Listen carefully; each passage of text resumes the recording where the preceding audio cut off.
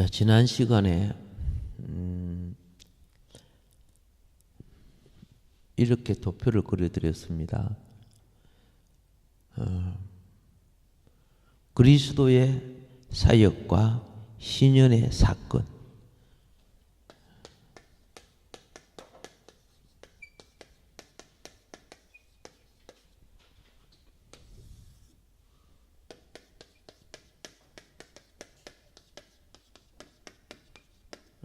그리스도의 사역과 신연의 사건. 구약의 모든 예표는 그리스도를 실상으로 나타내는 그림자입니다. 자, 그래서 지난번에 어디서 마무리했느냐 하면은 그 첫 번째가 선지자로서의 그리스도를 했습니다.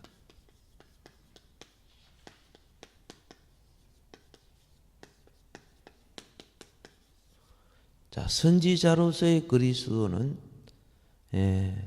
구약에 대표되는 선지자가 누구냐? 모세죠, 모세. 모세는 애굽으로부터 이스라엘 백성을 그렇죠? 노예 해방했습니다. 노예 해방을 했다 말씀을 드리고요. 두 번째, 제사장으로서의 그리스도, 그렇죠?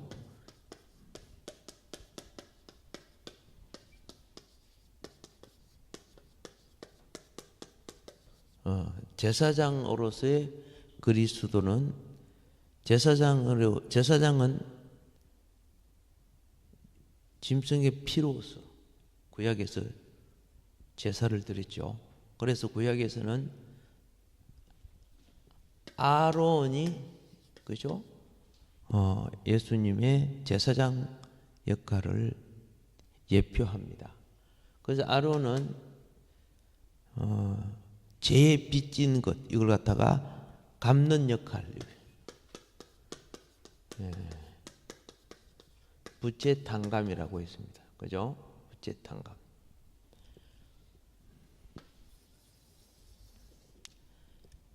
그리고 이제 세 번째로 왕으로서의 그리스도를 공부했죠.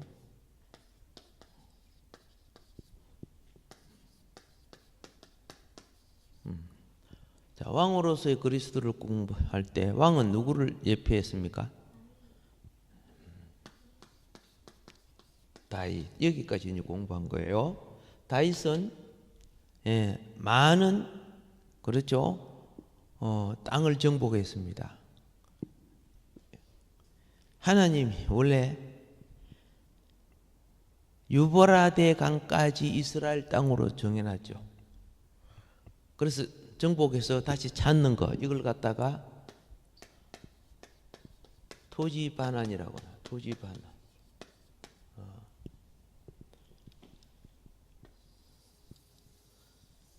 자, 그러면 이제 오늘은 이렇게 해놓고 이걸 좀 더 깊이 처리할 것입니다. 시간이 되면 이것도 할 것입니다. 그러면 선지자로서의 모세가 노예 해방인데, 자, 그렇죠? 이 부분을 터치해 보도록 그리 하겠습니다.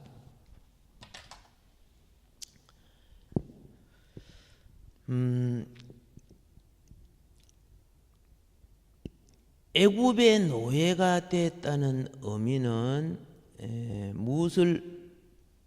영적으로 무엇을 의미한다고 했습니까? 애굽의 노예가 됐다는 의미는 영적으로 무엇을 의미한다? 그렇죠. 마귀를 의미한다. 마귀. 그렇죠? 자, 마귀가 영적으로는 마귀에 노예된 인간. 이 마귀로부터 그렇죠? 우리를 어떻게 해야 됩니까? 구원해야죠, 그죠?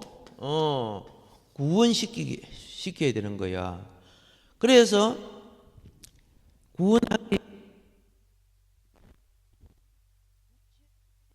방법이 에게 계시의 말씀으로 이제 선포됩니다.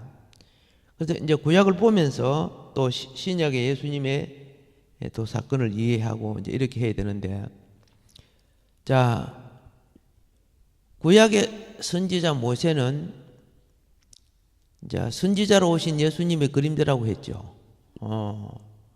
그래서 이것을 우리는 예표, 이것을 무엇이라고 하느냐?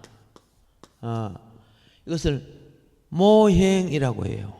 뭐라고 불러요? 이것을 모형, 그죠? 모형이라고 한다. 그죠? 예. 그러니까 모세는 예수님의 그림자예요. 그렇죠? 예, 그림자. 그런데 그림자를 다른 말로 뭐라고 한다? 그죠? 모형이라 하죠. 모형. 그죠? 모형이라고 하는데,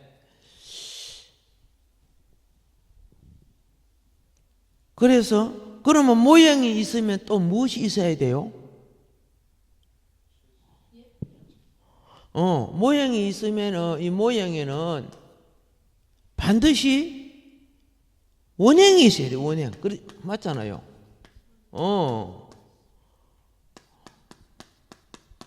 원형이 있어야 되는 거예요. 원형. 자, 그러니까 이 원형은 누구시요? 그렇죠? 예, 그렇습니다. 이 원형은 예수 그리스도, 모형은 모세. 그렇죠? 예, 선지자로서의 모세는 예수님, 원형인 예수님의 모형이다. 그림자다. 그 이임을 받고. 자, 그래서 모형을 보통 이렇게 일반적으로 누구 스타일 닮았다, 누구 타입 닮았다, 그러죠? 예? 그렇게 하잖아, 그죠? 예. 그런데 원형은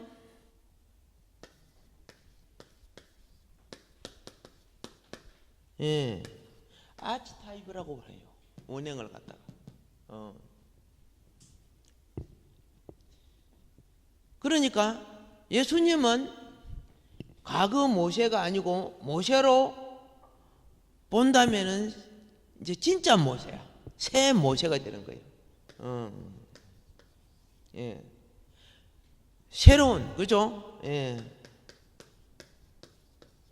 새 모세가 된다 그 말이에요. 구약에서 모세는 출애굽을 통한 노예 해방, 그렇죠? 출애굽을 통한 노예 해방의 사역을 완성한 상징적 존재입니다.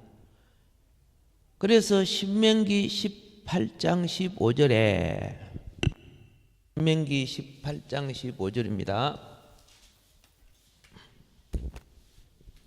내 하나님 여호와께서 너희 가운데 내 형제 중에서 너를 위하여 나와 같은 선지자 하나를 일으키시리니 너희는 그의 말을 들을지니라. 아멘. 그렇죠. 자, 이스라엘의 바벨론 포로기 이전에, 이스라엘이 바벨론 포로기 이전에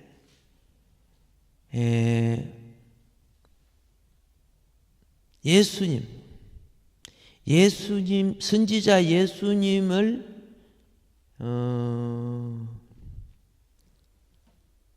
나타내는 여러 명의 선지자가 있었는데, 그죠? 자, 모세와 비견할 수 있는 두 선지자가 있어요. 예. 그러니까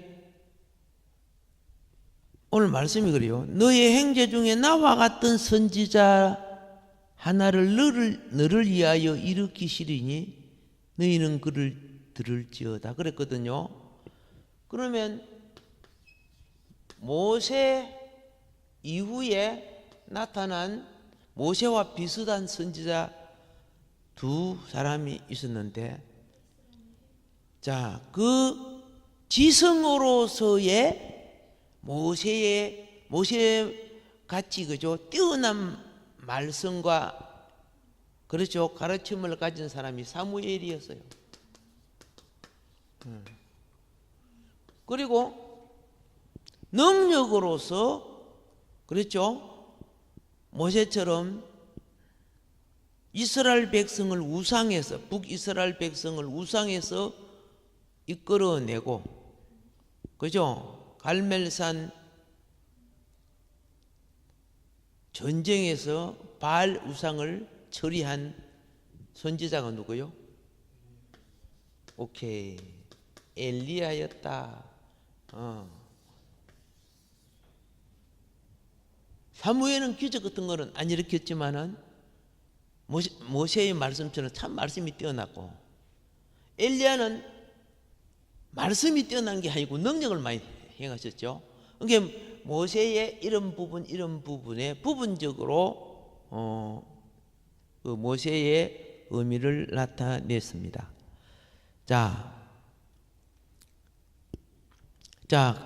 그런데 이제 이 시점이 포로기 이전 시점이었고, 이제는 요 뒤에는 포로기 이후 시점에는 이런 선지자가 나타났느냐, 포로기 이후 시점에 이런 선지자가 나타났느냐.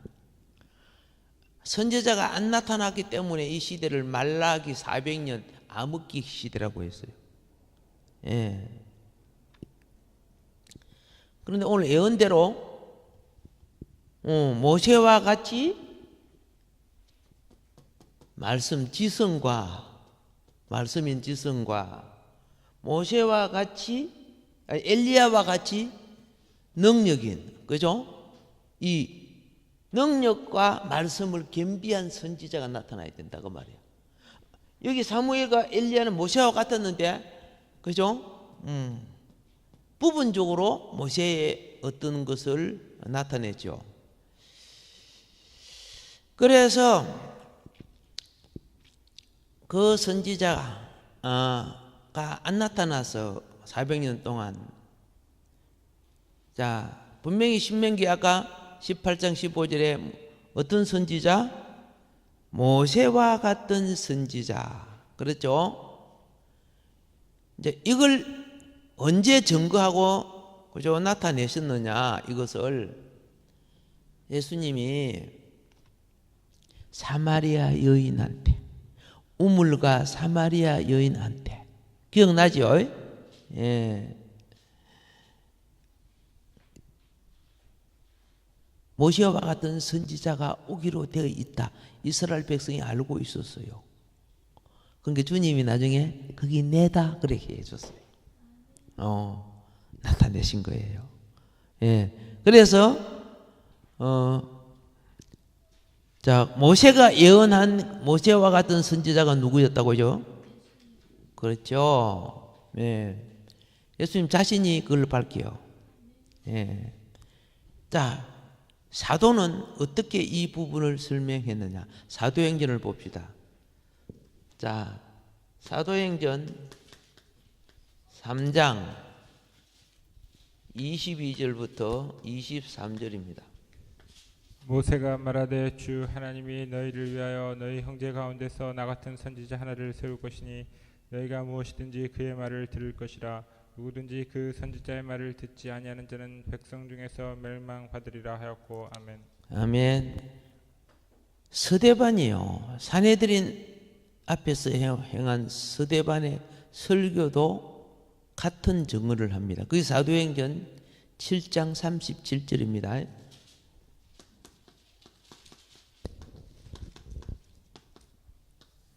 이스라엘 자손에 대하여 하나님이 너희 형제 가운데서 나와 같은 선지자를 세우리라 하던 자가 곧 이 모세라.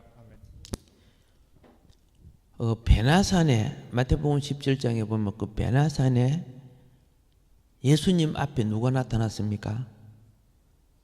모세와 엘리야가 나타났습니다.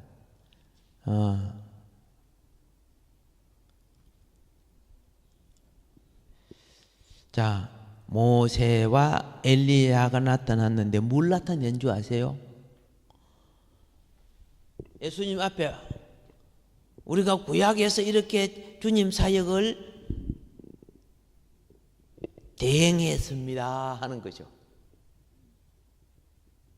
모세가 사역한 것이 주님의 사역을 대행한 예표고, 엘리야가 나타난 것도 주님 앞에 주님이 시켜서 다, 그죠? 이렇게 한 거, 그 좀 이야기한 거야. 그리고 이제 그 실제를 누가 이루냐? 너희는 예표는 예언을 갖습니다. 예표는 예언을 가져요. 그 예언의 이제 원행, 아치타임, 그죠? 원행을 이제 주님이 이루실 것을 베나산에서 이제 나타내시는 계신데, 자,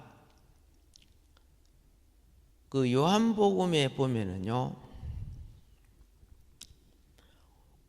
502의 그 표적을 경험한 사람들이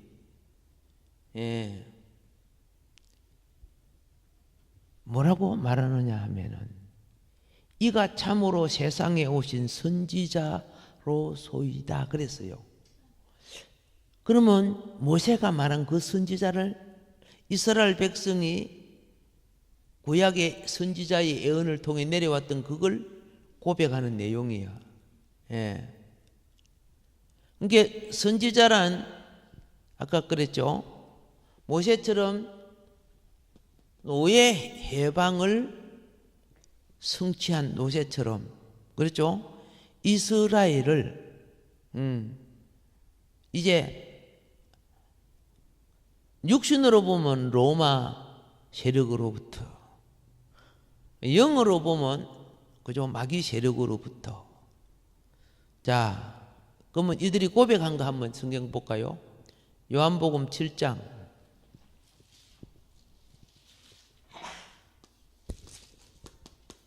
40절을 보십시다. 요한복음 7장 40절. 이 말씀을 들은 무리 중에서 어떤 사람은 이 사람이 참으로 그 선지자라 하며 아멘. 아멘. 그 선지자는 아까 구약에서 예언한 선지자 아셨죠? 구약 몇 장 몇 절에서 예언한 거예요? 신명기? 응? 구약 신명기 몇 장 몇 절에서 예언한 거 읽어보셨잖아. 사도행전에서 그 말씀을 또 인용했잖아. 18장 15절이죠. 18장 15절. 예. 여러분 필기는 잘하면서 눈에 안 보이던 모양이다, 그죠? 권사님도 필기 잘하시면서, 예. 이따가 또 물어볼 거예요. 필기 정말 잘했는가 안 했는가. 자,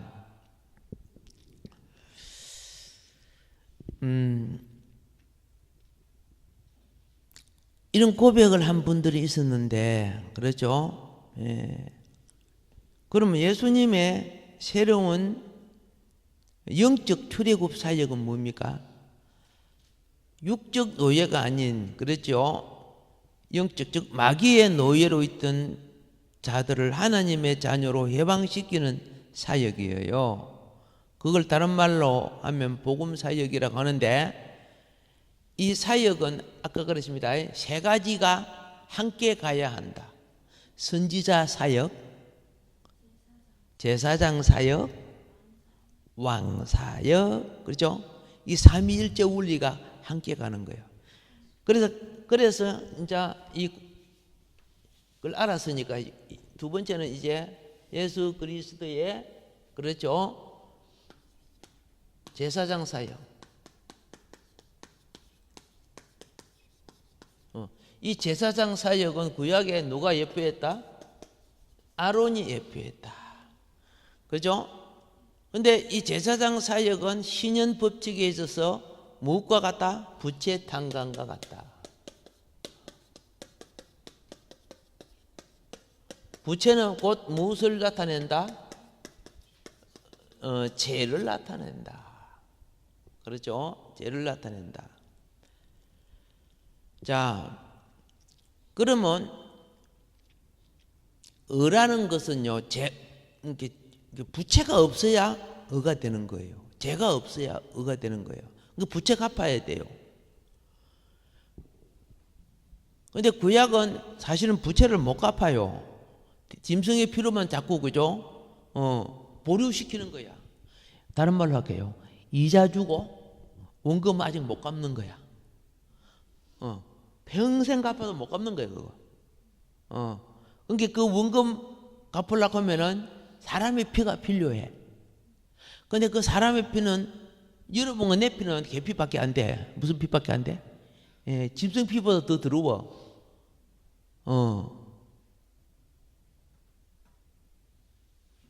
죄 없는 분이 오셔야 돼.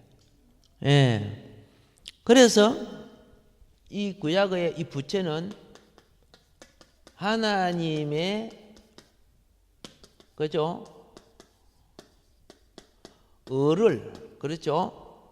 하나님의 의를 어떻게 해야 되느냐?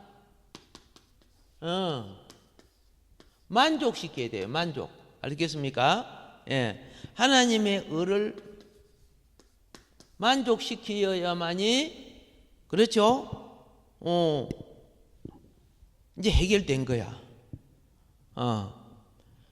자, 그래서 이 하나님의 의가 만족한 것을 뭐라고 하느냐? 화목이라고 하는 거죠. 하나님의 의를, 그렇죠? 하나님과의 인간관계 속에, 그렇죠? 하나님과 인간관계 속에 문제가 해결돼야, 빚이 해결돼야 화목하게 되는 거죠. 죄가 해결돼라. 그러면 이 화목을 위해서 죄값을 치러줘야 되죠. 그죠? 그래서 주님은, 자, 여러분 나는 다 죄에 빚진 종들이기 때문에 속량 가치가 없다 그 말이에요. 다 사망에 속했기 때문에.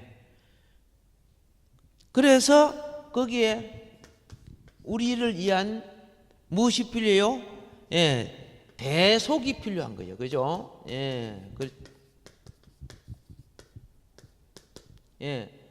대속적 희생물이 필요한 거예요.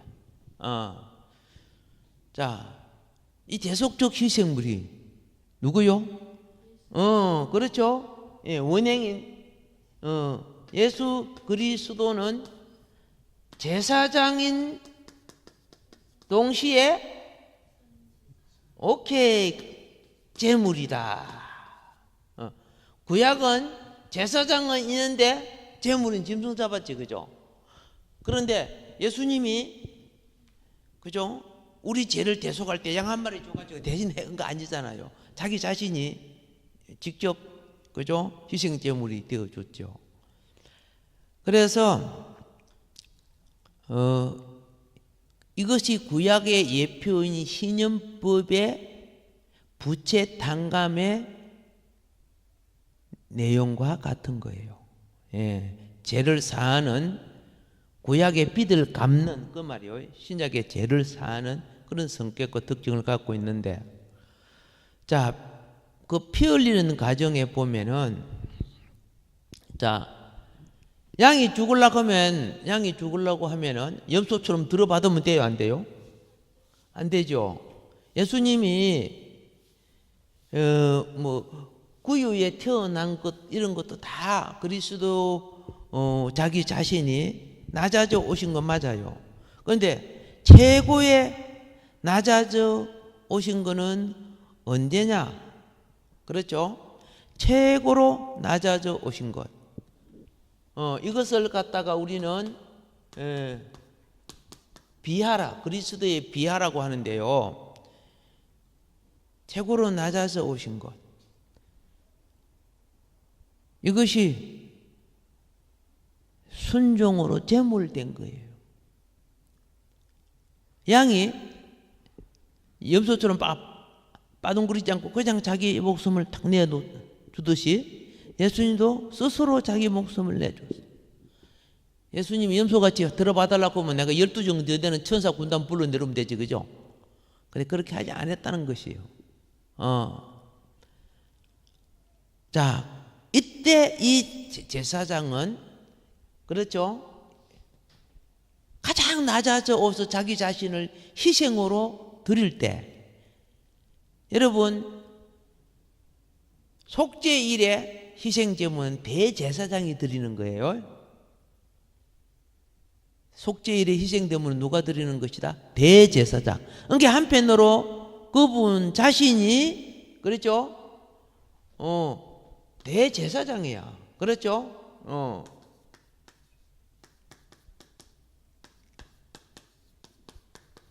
네, 대제사장이야. 그분 자신이 대제사장이야. 자, 그러면서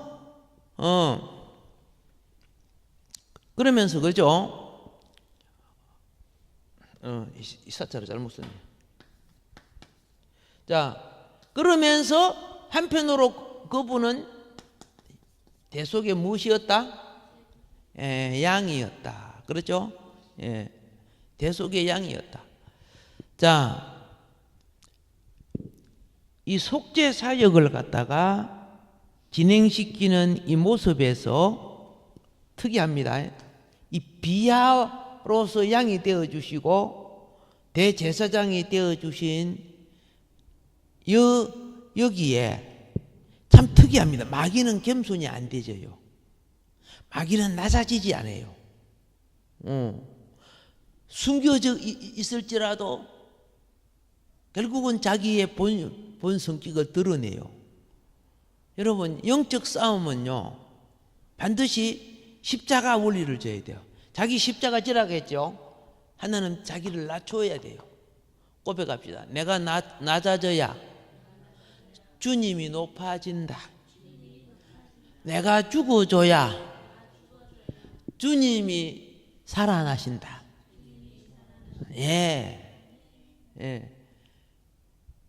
오늘 말씀 들을 때는 여러분 천사같이 보이지만은, 그죠? 일할 때 자존심 건드려 봐, 그죠? 얼굴이 마귀가 왔다 갔다 하지, 그죠?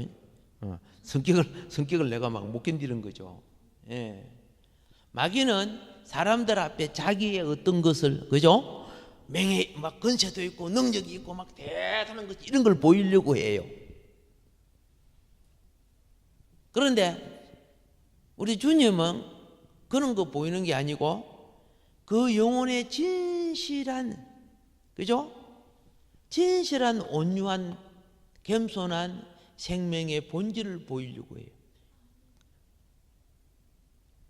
세상은 그 사람이 겉으로 보면 뭐 야구 선수라든가 탤런트들, 그죠? 멋있잖아요. 공 잘 차잖아요. 야구 잘 치잖아요. 스케이트 잘하잖아요. 야, 이렇게 따라가는 거 이 세상이에요. 그들 깊은 속은 하나도 모르잖아요. 근데 우리 주님은 그게 아니야. 낮아지고 비하된 가운데 그 속에 있는 영이, 그렇죠? 영을 보고 그때서야 이게 진짜구나. 이 밭에 감추인 보아야. 이거 발견한 사람이, 그죠? 인생의 모든 걸 투자할 수 있는 거예요. 예.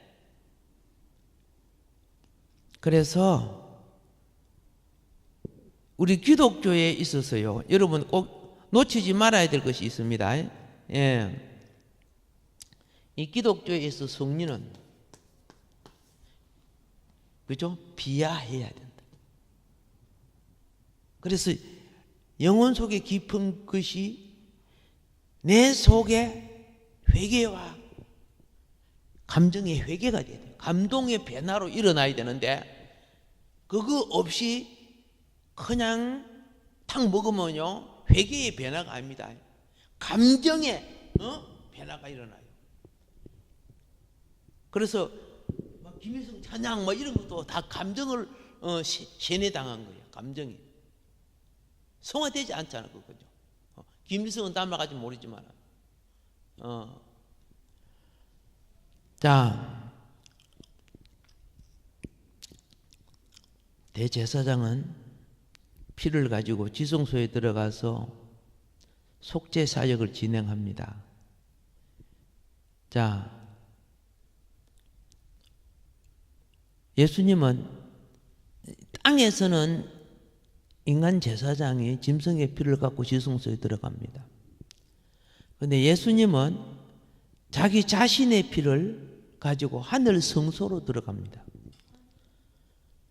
그래서 단번에 드림으로써 죄인과, 그렇죠? 하나님과 죄인과의 문제, 이게 우리 인생에 있어서, 그렇죠? 참 중요한 거예요. 하나님과 죄인과의 요 부분, 그렇죠? 예, 요 부분, 관계 부분, 그렇죠? 요 부분을 해결해야 인류의 미래가, 그렇죠? 회복되거든요. 주님께서 이 부분을 해결해야 무엇이 된다? 하나님과의 화해가 되는 거예요. 화해가 되지 않는 이상은 만남이 올 수가 없어요. 예. 그래서 주님은 이 부분을 뭐 하신 분이다? 이 부분을, 그렇죠? 이 부분을 뭐 하셨다? 완성하신 분이라니까. 그렇죠? 예. 이 부분을, 이거는 성토고, 그죠? 예.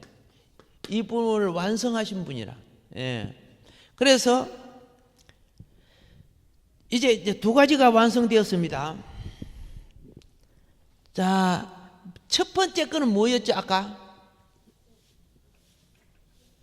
선지자로서 노예 해방 완성했습니다. 제사장으로서 부채 탕감 완성했습니다. 이제 마지막 완성할 게 뭐 있죠? 마지막 왕으로서 그 말합니까? 왕으로. 그렇죠? 예, 대답을 빨리 안 해갖고 제사장 부분 좀 더 하랍니다.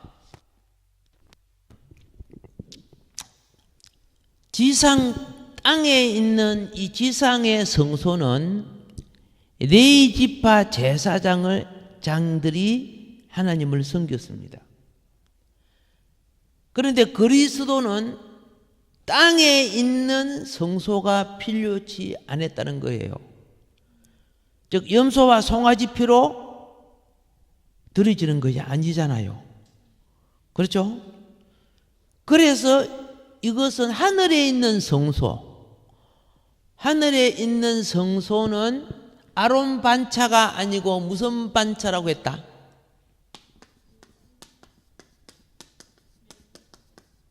그렇죠? 멜기세덱 반차라고 했어요. 그래서 오직 자기 피를 가지고 여러분과 나의 죄를 속량하는 즉 부채 탕감을 위해서 하늘 보좌 앞에 지성소에 들어갑니다.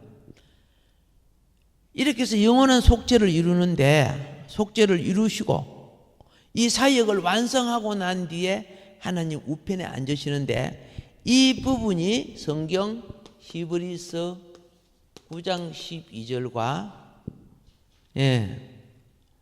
8장 3절과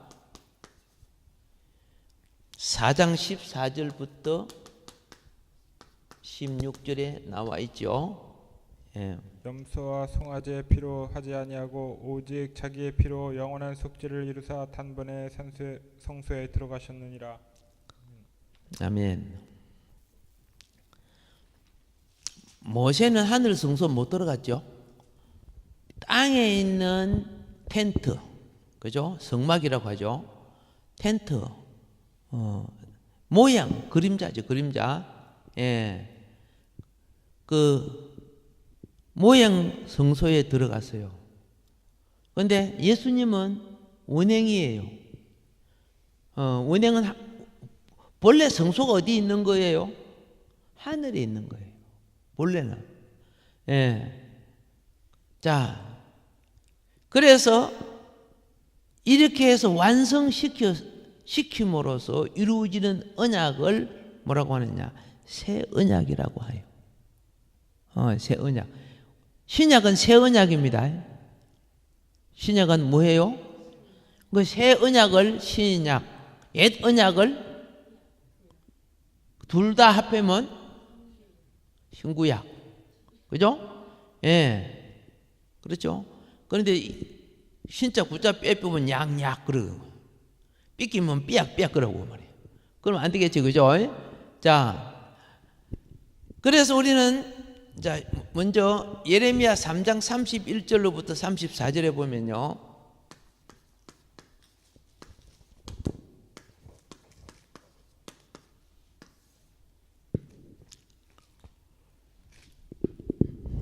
(31장입니다) 31장 3장 31장 31절로부터 34절입니다.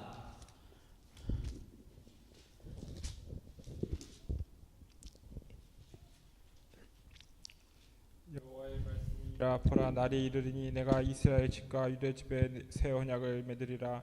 이 언약은 내가 그들의 조상들의 손을 잡고 애굽 땅에서 인도하여 내던 날에 맺은 것과 같지 아니할 것은 내가 그들의 남편이 되었어도 그들이 내 언약을 깨뜨렸음이라. 여호와의 말씀이라. 그러나 그날 후에 내가 이스라엘 집과 맺을 언약은 이러하니 곧 내가 나의 법을 그들의 속에 두며 그들의 마음에 기록하여 나는 그들의 하나님이 되고 그들은 내 백성이 될 것이라. 여호와의 말씀이라. 그들이 다시는 각기 이웃과 형제를 가리켜 이르기를 너는 여호와를 알라 하지 아니하리니 이는 작은 자로부터 큰 자까지 다 나를 알기 때문이라. 내가 그들의 악행을 사하고 다시는 그 죄를 기억하지 아니하리라. 여호와의 말씀이니라.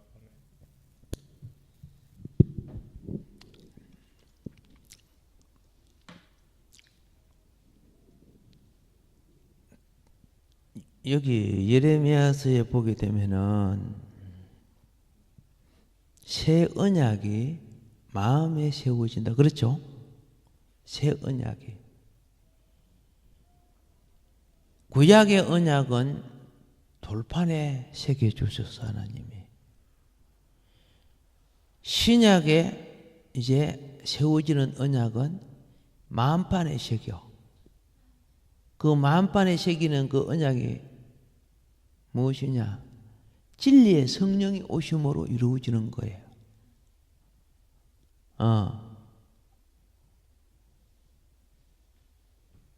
자,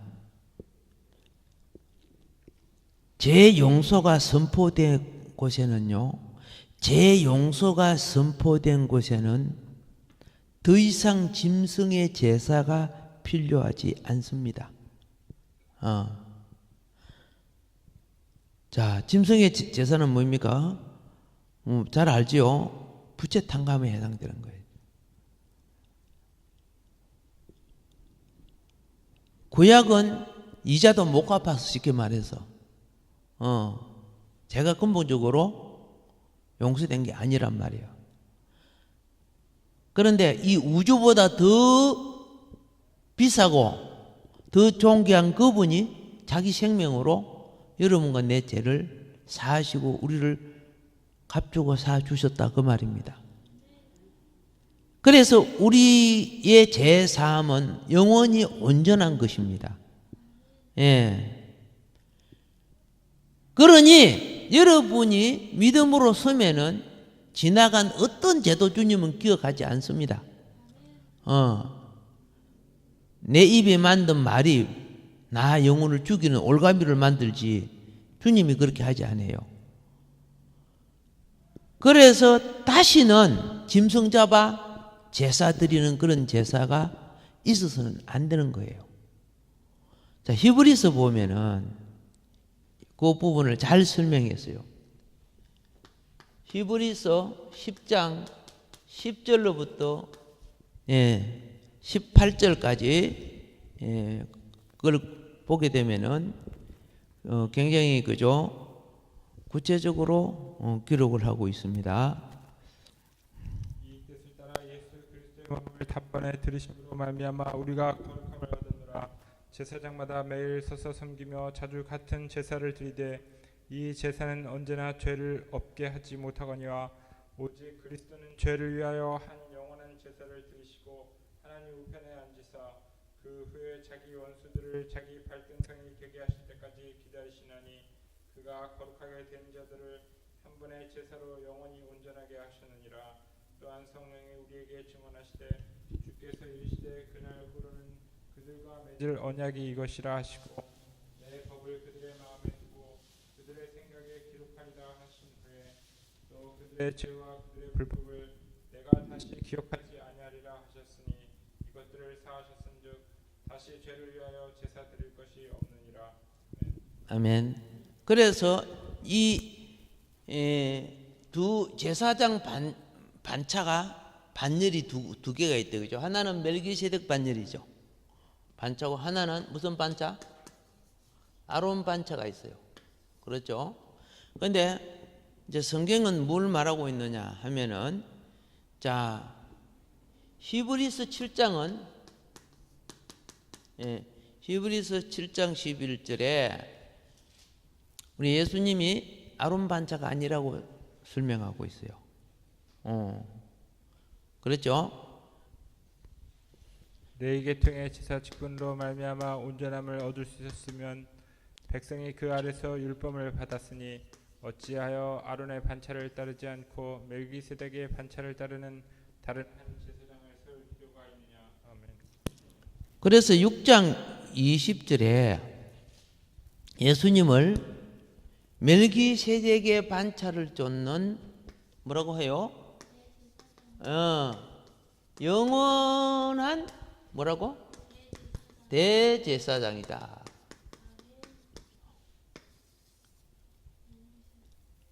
자, 이제 우리는 멜기세덱처럼 영원하기 때문에 그 직분이 영원하다는 것을 설명하려고 그러는 거예요. 레위 제사장은 자꾸 죽잖아요. 그게 직분이 영원하지 않는 거예요. 그래서 모양학적으로 이 둘을 제시하면서 이제 대제사장 다시 없어요. 예수님이 그렇죠? 큰 대제사장으로 영원하기 때문에. 그럼 안 죽잖아요. 근데 아론 제사장 끝났어요. 예수님이 성취하고 참피 자기의 생명의 피를 드림으로 동물 제사는 끝난 거야. 예수님은 이 반열을 따르지 않았다는 것을 지금 설명해 주고 있습니다. 자, 그래서 그리스도의 고난과 죽음을 갖다가 그죠? 히브리서가 이런 식으로 비교합니다. 히브리서요 9장 1절부터 7절을 우리가 참고해 보도록 합니다. 첫 언약에도 섬기는 예법과 세상에 속한 성소가 있다. 예비한 첫 장막이 있고 그 안에 등잔대와 상과 진설병이 있으니 이는 성소라 일컫고 또 둘째 휘장 뒤에 있는 장막을 지성소라 일컫나니 금 향로와 사면을 금으로 싼 언약궤가 있고 그 안에 만나를 담은 금 항아리와 아론의 쌍난 지팡이와 언약의 돌판들이 있고 그 위에 속죄소를 덮는 영광의 그룹들이 있으니 이것들에 관하여는 이제 낱낱이 말할 수 없노라. 이 모든 것을 이같이 예비하였으니 제사장들이 항상 첫 장막에 들어가 섬기는 예식을 행하고 오직 둘째 장막은 대제사장이 홀로 1년에 한 번 들어가되 자기와 백성의 허물을 위하여 드리는 피 없이는 아니하나니. 아멘. 이게 대속죄일 규례를 말하는 겁니다.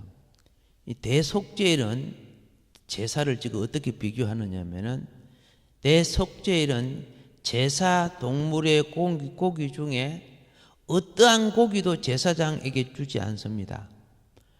모두 다 어디로 가야 되느냐? 히브리서 13장 11절을 보시고요. 레위기 16장 27절을 보면은 이는 죄를 위한 짐승의 피는 대제사장이 가지고 성소에 들어가고 그 육체는 영문 밖에서 불사름이라. 아멘. 자, 이 성소 밖에서 그렇죠? 불사르는데 이 성소 밖이 예루살렘 성 밖이라 영문 밖이라죠, 그죠? 예. 예루살렘 진영 밖을 영문 밖이라고 하는 거예요. 예루살렘 진영 밖에. 거기에서 불살랐다. 성경이 그렇게 하죠. 그래서 아까 13장 11절을 봤으니까 양 13절까지를 마저 읽으면 더 이해가 되겠죠. 예. 그러므로 예수도 자기의 피로써 백성을 거룩하게 하려고 성문 밖에서 고난을 받으셨느니라. 그런즉 우리도 그의 치욕을 짊어지고 영문 밖으로 그에게 나아가자. 아멘. 자, 대제사장 되신 그분이 이 땅에 오실 때요, 자기 자신이 그죠? 제물 되려 오신 거야. 이 제물 되기 위해서는 어떻게 하느냐? 제물은 주인을 위하여 자기 목숨을 내놓는 게 제물이에요. 이걸 다른 말로 섬김이라고 하는 거예요.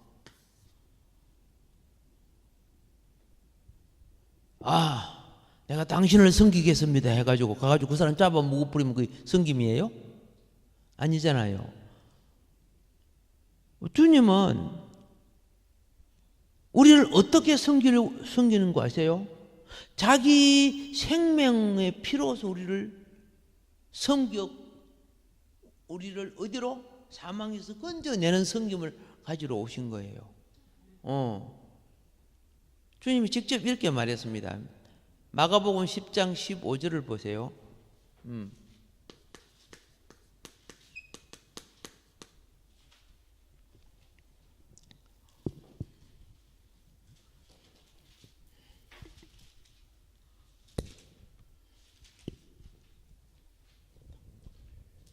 내가 진실로 너희에게 이르노니 누구든지 하나님의 나라를 어린아이와 같이 받들지 않는 자는 결코 그곳에 들어가지 못하리라 하시고.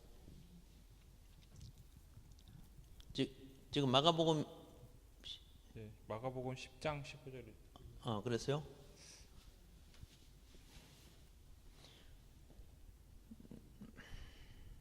이거 찾아보세요. 내가 지금 모르겠다 그러면. 나는 섬김을 받으러 온 것이 아니라 섬기러 왔으며 많은 사람의 죗값을 치르기 위하여 내 생명을 주러 왔노라. 거기 맞는 거예요. 지금 내가 말하는 것이. 예.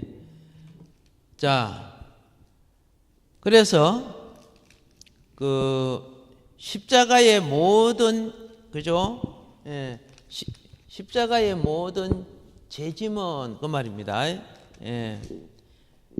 부채 탕감 구약의 신연에서 부채 탕감을 선포하는 실상을 이루어진 장소가 부채 탕감의 실상이 이루어진 장소가 어디라고? 십자가라는 거니까. 십자가. 구약의 절기는 대속죄일이 되는 거예요. 대속죄일. 자, 요한복음을 보세요. 요한복음 그냥 찾지 마세요. 1장 29절이 뭘 말하고 있어요? 세상 죄를 지고 가는 어린 양으로 나오죠. 그죠? 예. 세상 죄를 지고 가는 어린 양으로 나옵니다. 그리고 그 다음에 또 죄 처리하는 방법에 있어서 두 마리 대속죄일에 아침에 그 속죄 염소 머리에 두 손으로 안수하죠. 그리고 이스라엘의 모든 불의를 정가시키는 내용이 거기 이제 레위기 16장 21절에 나와요. 예. 그러면은 한 마리는 모든 죄를 전가받았어요. 누구한테? 대제사장한테. 구약의 마지막 제사장이 누구요? 선지자이면서 제사장이 세례 요한이죠. 그죠? 그러니까 세례 요한이 예수님에게 죄를 전가해서 안 했어요? 전가했어요. 대속죄일에 대제사장이 그죠? 두 마리의 염소 중에 한 마리에게는 죄를 전가했죠. 그래서 이 전가받은 이 염소는 광야 아사셀 마귀에게 나간 거예요. 예수님은 죄를 전가받고 광야 마귀에게 시험받으러 나가고, 맞죠? 그리고 또 한 마리는 성소에서 죽고 그 피를 지성소까지 들어가죠.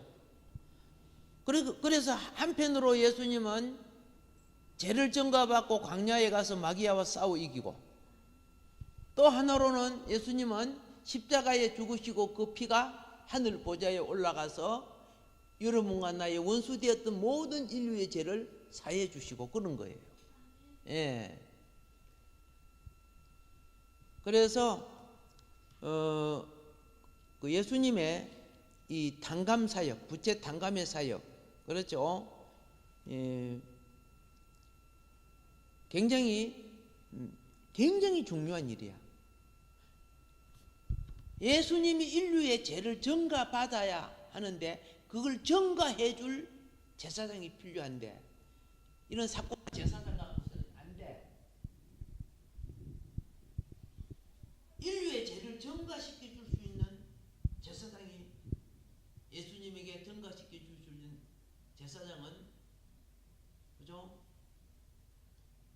모든 자보다 큰 자여야만 되는 거예요. 자, 이것이 마태복음 11장 11절에서 주님이 하신 말씀이에요.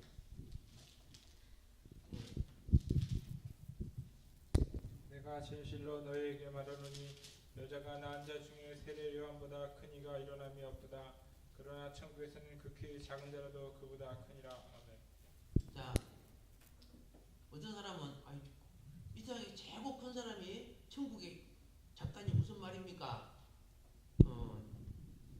이제 그런 말을 하는데 그거 아니에요. 천국에서는 주님을 모시고 있으니까 가장 낮은 자라도 크다는 뜻이고, 뭔 말인 거 아시죠? 이 땅에서는 인류의 죄를 예수님에게 옮겨줄 수 있는 제사장은 모든 자보다 커야만이 가능한 거예요. 커야만이 대표가 되잖아. 뭔 말인 거죠? 국무총리가 아무리 잘라도 그죠? 거기 대통령이 해야 그죠? 그 실권이 되잖아요. 예수님이 지금 이거 말하는 거예요. 그런데 세례 요한은 예수님이, 그렇죠? 처음에 누구인 줄 알았어요? 전혀 몰랐어요. 성령을 통해 알았어요. 세례 요한도 성령이 인도하는 사역 속에서 자랐고, 뱃속에서부터 성령 충만했죠. 성령의 인도 속에 세상 물들지 않고 메뚜기와 석청을 먹고 광야에서 자랐고, 그러니까 세상 오염되지 않았기 때문에 마지막 죄가 없다는 것이 아닙니다. 원죄를 토고해서 나왔지만은 이긴 자가 되어 있었던 거예요. 예수님은 근본적으로 죄가 없는 분이고, 그래서 여인이 낳은 중에 가장 중요한 죄를 전가시키는 요단강 사역, 큰 사역을 이루신 분이에요. 그래서 세례 요한은 요한복음 1장 31절에, 그렇죠? 예.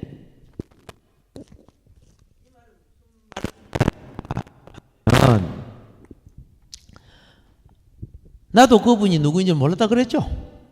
예. 나도 그를 알지 못하였으나 내가 와서 물로 세례를 베푸는 것은 그를 이스라엘에 나타내려 함이라 하니라. 아멘. 예. 다른 말로 할게요. 예수가 하나님의 어린 양임을 이스라엘에게 나타내려고 내가 그동안 세례를 줬다, 그 말이에요. 수많은 사람을 세례를 줬는데, 세례를 줬다고 그 사람 제가 사해지는 거 아니에요. 회개의 세례를 받았다고. 그 죄값을 치러주는 자가 있어야 청산이 되는 거야. 그러니까 세례를 주면서 죄값을 치러줄 사람을 세례 주면서 기다렸는데 드디어 나타난 거야. 예, 짐승의 피로는 죄를 임시 보관하고 덮어주지만 치운 거 아니에요. 그러니까 이게 얼마나 인류의 죄를 청산하는 데 있어서 중요한 사역으로 쓰임받는 역할을 누가 했다? 세례 요한이 한 거예요. 그 짧은 기간이지만 가장 중요한 사역을 한 거예요. 예, 근본적인 대속은 주님이 이루셨지만은 그래서 예수님이 그 부분을 설명한 겁니다. 오늘은 여기까지 하고 이거 모자라는 부분, 그죠? 제사장 부분하고 왕에 대한 부분은 다음 시간에 이어서 하도록 하겠습니다.